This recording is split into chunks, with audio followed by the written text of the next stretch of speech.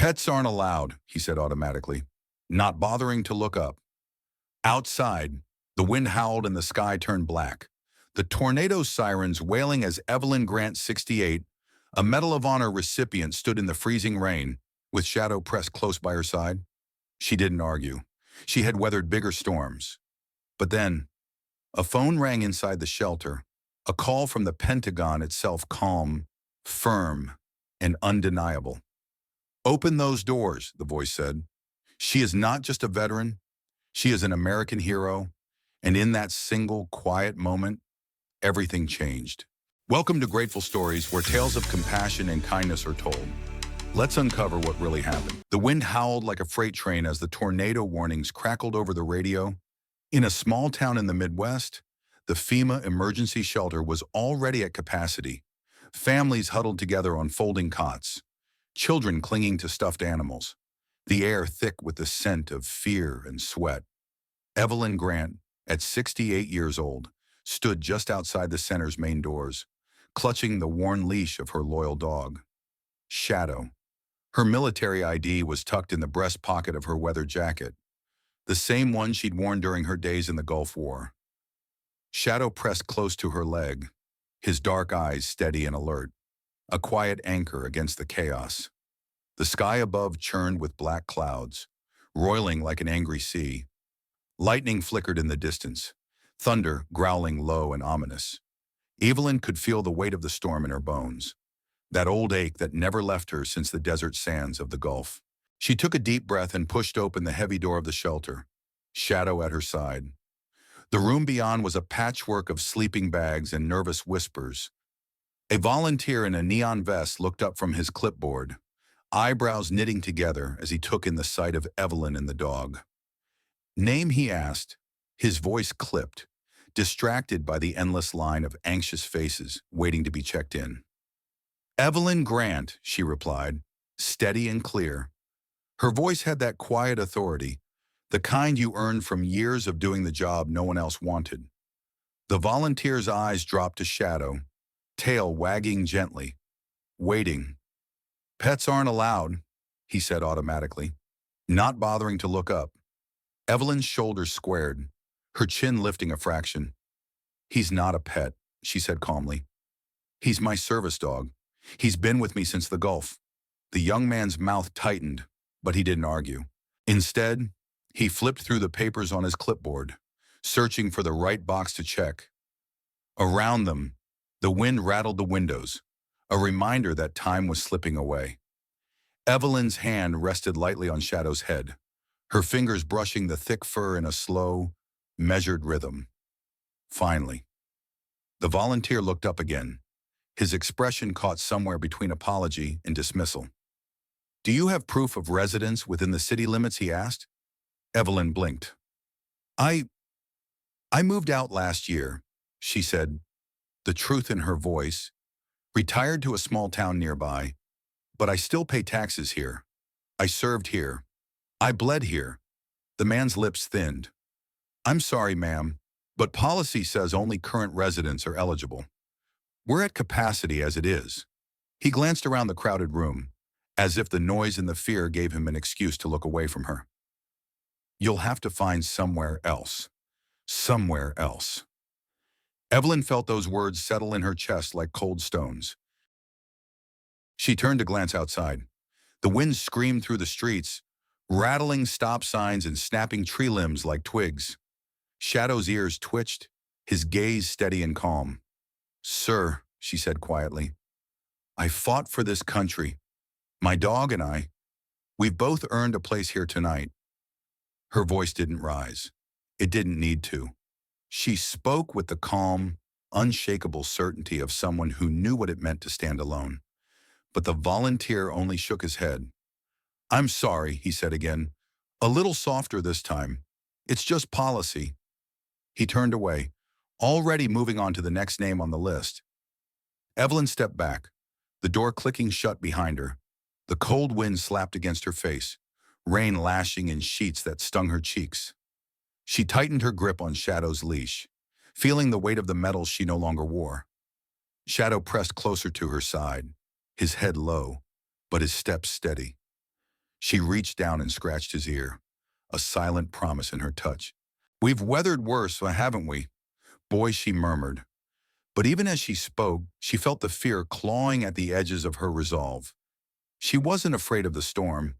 She'd faced storms in the desert, storms of fire and metal. But this being turned away from the place she thought of as home, that cut deeper than any bullet. A man passing by gave her a brief glance, then hurried on, his own worries too heavy to shoulder hers. Another volunteer pushed past with a box of bottled water, not seeing her at all. The world had shrunk to the howling wind and the tremble of Shadow's breath beside her. She thought of the old unit photo in her wallet, the one from the Gulf. 8 faces grinning in the sun, dust and sweat on their skin. She thought of the mission that earned her the Medal of Honor of the night she and Shadow crawled through enemy fire to pull out 2 wounded men. No medals on her chest now, but the memory was still there, still real. She could feel the ache in her knees, the old injuries that never fully healed. Shadow leaned against her leg, as if he knew her thoughts. She took another breath, steadying her mind. She had learned a long time ago fear and doubt were luxuries she couldn't afford. A young woman, maybe in her 20s, paused a few feet away, phone clutched in her hands. She watched Evelyn for a moment, her brows furrowing. Then, with a quick glance at the swirling sky, she raised her phone and began to record. Evelyn noticed, but she didn't react. She simply stood there, the leash in her hand, Shadow's head pressed against her thigh. The camera captured the whole scene. The old veteran turned away, the dog at her side, the wind ripping at her hair and the battered jacket that bore the patch of her old unit. The young woman stepped closer, lowering her phone. "Ma'am," she said softly, her voice almost lost in the roar of the storm. "Do you need help?" Evelyn met her eyes and shook her head. "No," she said, her voice even. "We'll manage." The girl hesitated, then nodded and turned away, the video already uploading to the world beyond these rain-slicked streets. Evelyn let her go. She didn't need sympathy. She needed shelter, a safe place for Shadow to lay his head. But tonight, it seemed there was no room at the inn. The wind rose again, keening like a siren. She looked down at Shadow and nodded once, her decision made. "We'll wait it out," she whispered. "We'll stand until the storm passes." So she stood, the leash in her hand, Shadow by her side. The night pressed in, the storm howling louder. But Evelyn Grant had weathered storms before, and she would stand again tonight. The wind pressed harder against the doors of the emergency shelter, rattling the metal frame. Evelyn Grant stood rooted to the spot, the cold biting through her jacket as she faced the volunteer once more.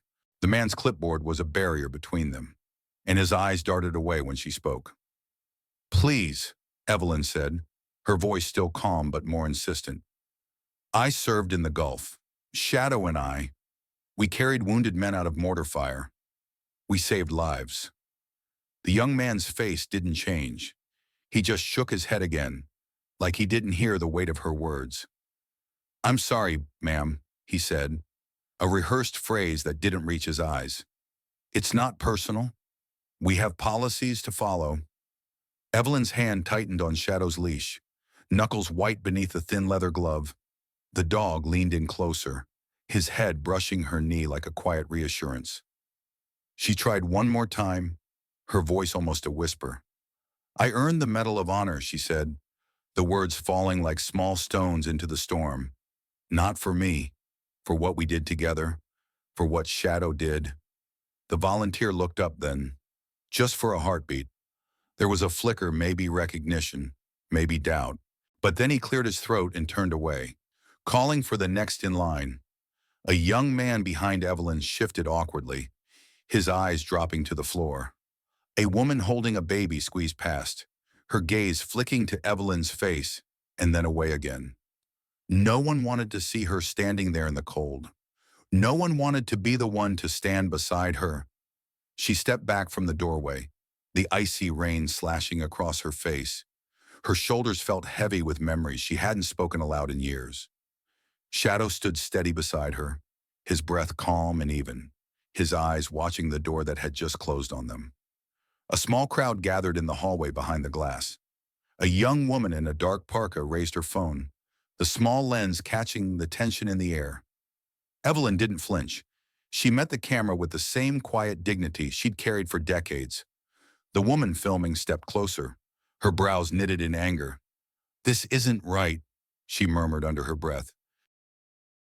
She tapped her phone screen, and in seconds, the video joined the digital river flowing out to the world.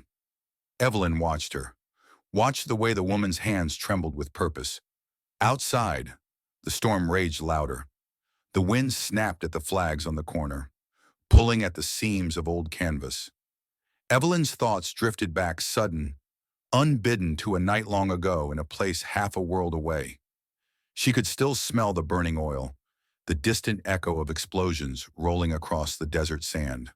She was younger then, 33, but already older in ways no one could see. Shadow was at her side, a dark shape against the bright flashes of gunfire. They had crawled through sand and shattered stone, each breath thick with dust and fear. 8 men lay wounded in the open, pinned by mortar fire that fell like rain. Shadow never faltered. He moved with a purpose Evelyn could only hope to match. She remembered how he'd braced against her leg, muscles coiled, every breath measured. Together, they dragged the first man to safety, bullets snapping through the air. Then the second, then the third. When they reached the last man, Evelyn's arms shook with exhaustion. Her knees bled from the sharp rocks. But Shadow kept going. His teeth found the man's sleeve, pulling him inch by inch out of the line of fire. When they finally reached cover, she collapsed, her breath ragged in the sand. Later, a general would pin the Medal of Honor to her chest. But in that moment, all that mattered was Shadow's quiet strength beside her. She had promised herself that night, promised him that she would never let him be left behind. Not then. Not now. The wind tore her back to the present, the howl of it drowning out the dull murmur of voices in the shelter. She looked down at Shadow, his eyes calm, unwavering. "Not tonight, old friend," she whispered. "Not tonight." A car slowed at the curb, headlights sweeping over the wet pavement. A man inside looked out, his face pale in the dim light, phone in hand. He didn't get out, but Evelyn saw the glow of the screen in his hands, the video of her and Shadow already spreading.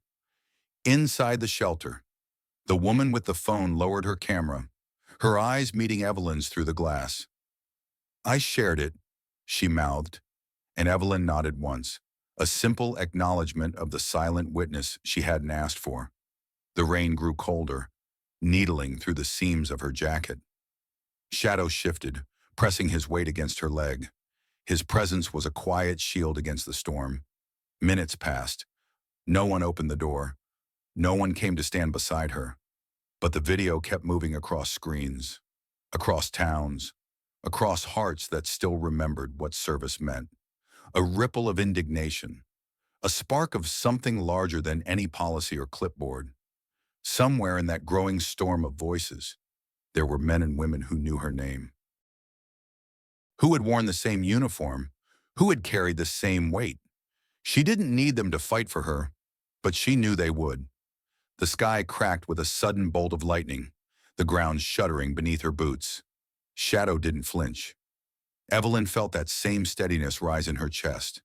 She thought again of that desert night, of how Shadow had pulled those men to safety, his paws slipping in the sand. She thought of the promise she'd made. She would keep it, no matter how cold the rain or how long the wait.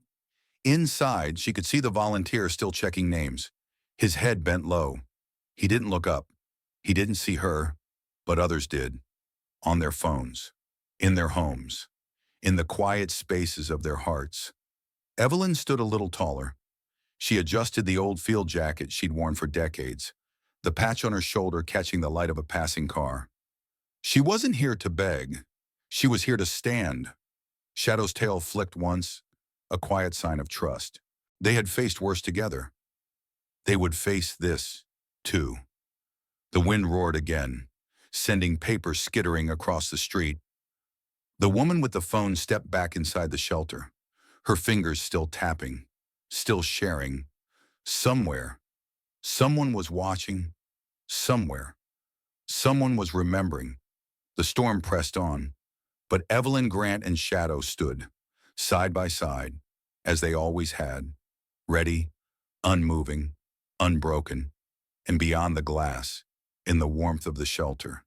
The first whispers of something larger began to stir. A call to those who still believed, a call to those who would not forget. And Evelyn knew the wait would not be in vain. Inside the shelter, the air was thick with the smell of damp wool and tension. The volunteer behind the clipboard kept his head down, not daring to meet Evelyn's steady gaze through the glass. The rain battered the windows in relentless sheets, each gust of wind a hammer against the trembling frame. Somewhere deeper in the building, the phone at the front desk rang. The sharp trill cut through the murmurs of crowded voices and the low hum of the emergency generator. The shelter's director, a man named Frank Connolly, glanced at it once, irritation flickering across his features. He had enough problems tonight, he didn't need another. He lifted the receiver with a weary sigh. "This is Director Connolly," he said, his tone tired and perfunctory. But the voice on the other end was anything but weary. "Director Connolly," the caller said, calm and measured. "This is Colonel Andrew Vance, calling from the Pentagon." The words cut through the noise of the shelter like a blade. Frank straightened, the blood draining from his face. Colonel, what can I do for you?" he stammered. His hand trembled just slightly, the phone pressing tighter against his ear. "There's a woman standing outside your door right now," the colonel said. "Her name is Evelyn Grant. She is a Medal of Honor recipient. Her dog, Shadow, saved lives in the Gulf War." Frank swallowed hard, his throat suddenly dry. "Yes, sir. I know who she is." He managed. "Then why?" The colonel continued, each word deliberate and cold. "Is she standing in the rain while your staff turns her away?" Frank's mind raced. He could feel the heat of 100 eyes in the shelter, even though none of them were looking at him. I was following protocol, sir," he said, the words clumsy and hollow even to his own ears. "Forget your protocol," the colonel snapped. "This is not a request. This is an order. You will open those doors and treat her with the honor she has earned." There was no anger in the voice, just that steady, unbreakable calm. The kind of calm that left no room for argument. "Yes, sir," Frank said quickly. "Right away." But the line was already dead. He lowered the receiver slowly, his hands shaking as he set it back in the cradle. For a long moment, he stood there, staring at the silent phone like it might ring again. Then he drew a deep breath and turned, his shoulders squaring with sudden purpose. He pushed past the volunteers, his footsteps quick and heavy on the worn linoleum. The murmurs in the shelter fell away as he reached the door. He paused for just a moment, his hand on the handle, gathering his courage. Outside, Evelyn stood in the rain, her head high and her eyes steady. Shadow pressed close against her leg, his ears flicking back at the noise of the wind. Frank felt a stab of shame twist in his chest, deeper than any storm outside. He pulled the door open wide, the cold air rushing in like a wave. "Mrs. Grant," he said, his voice catching. "Please come in. I'm so sorry for the delay." Evelyn studied him for a long moment, the rain dripping from the brim of her old cap. She saw the lines of fear and regret etched into his face. She saw the truth there, and the weight of it. She nodded once, a gesture of quiet forgiveness. "Thank you," she said simply. Then she stepped forward, Shadow moving in perfect step beside her. The warmth of the shelter hit her like a soft blanket, the air thick with the mingled smells of coffee and damp clothes. For a moment, she stood just inside the doorway, blinking against the sudden brightness. The chatter in the room faded to a hush, eyes turning toward her as if drawn by an invisible thread. Frank cleared his throat, his hands twisting together. "Again, I apologize," he said, his voice unsteady. You and your dog are welcome here. You've always been welcome." Evelyn didn't smile. She didn't need to. She reached down and touched Shadow's head, her fingers steady and sure.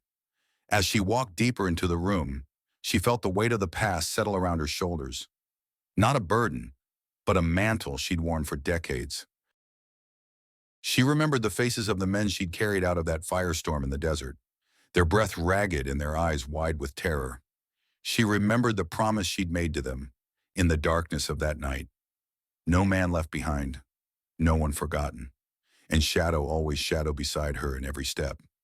Her mind flickered back to that night in the Gulf, the sand hot beneath her knees, the roar of mortar fire echoing through the night. Shadow's coat was slick with sweat, his breath hot against her cheek as they pulled another man to safety. She had whispered to him then soft words only he would hear. "We're family, boy, you and me, and family never leaves one another behind." That promise had carried them through every storm since, and tonight it carried them here, into the warmth and safety of a room full of strangers who would not, could not, truly understand. But some part of her believed maybe they didn't have to. Maybe it was enough that she and Shadow still stood together. Frank guided her to an empty cot near the back, his head still bowed low. "Please, if there's anything you need," he began. But Evelyn shook her head. "We're fine," she said softly. "We've weathered worse." Shadow circled once and settled at her feet, his eyes bright and watchful. Evelyn sat on the edge of the cot, her back straight, her hands resting lightly on her knees. She could feel the eyes of the room still on her, but she didn't shrink from it. She had nothing to hide. The wind outside howled on, rattling the windows and shaking the walls. But inside, there was warmth. Inside, there was a quiet respect that settled over the room like a soft blanket, and Evelyn let it be enough. She closed her eyes for a moment, the images of the past and present weaving together in the darkness behind her eyelids. She thought of the men she'd saved, their lives woven into her own. She thought of the promise she'd kept for so long, and she thought of Shadow, his breath slow and steady beside her, the constant in every chapter of her life. Frank lingered nearby, his shoulders slumped but his eyes clear. He knew he had made a mistake. He knew he would not make it again. The young woman who had filmed the video stepped forward, her phone still in her hand. "I'm sorry," she said softly, her voice shaking. "I didn't know what else to do. I wanted people to see."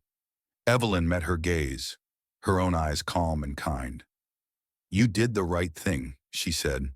"Sometimes it takes just one voice to remind the world what matters." The woman nodded, a tear slipping down her cheek. She stepped back, her shoulders relaxing as she joined the others. And in that quiet moment, Evelyn Grant let out a breath she didn't know she'd been holding. She reached down and touched Shadow's head again, her fingers gentle. "You did good, boy," she whispered. "You did real good." Outside, the storm still raged. But inside, Evelyn and Shadow were home, not because of walls or a roof, but because they had stood their ground together. And in that quiet, battered shelter, they had found a place where they were seen, a place where they belonged. And that was enough. As the last echoes of the colonel's voice faded from the phone, a hush settled over the crowded shelter. People shifted in their seats, some rising slowly, eyes lingering on Evelyn and Shadow like a quiet benediction. For a moment, time itself seemed to pause. The storm outside, a distant drum beat to the steady calm within these walls. One by one, they stood. The young mother with a baby bundled tight against her chest. The old man with trembling hands and a worn cap clutched to his heart. Each of them moved aside, creating a path, no orders given, no words needed. Frank Connolly stepped back, his voice low but firm.